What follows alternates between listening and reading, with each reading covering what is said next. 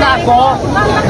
Kasi hindi lang naman, hindi kasi priority ko sa inyo yung tindahan kong priority ko eh. So yung what's up mga ka-vibes, Diwata na high blood na naman dahil sa mga taong makukulit na gustong magpa-picture sa kanya. Tingnan nyo naman mga ka-vibes, pati sa kusina, sinusundan siya.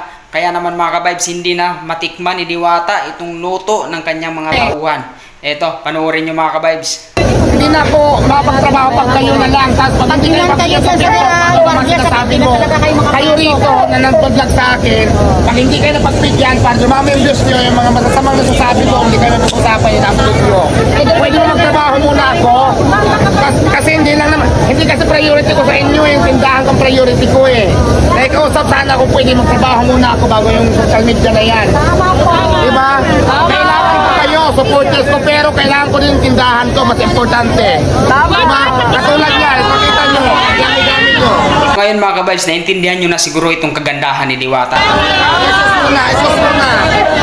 Hinahabol-habol siya mga ka-vibes ng mga tao. Iba talaga pag Diwata. Masyadong makapangyarihan.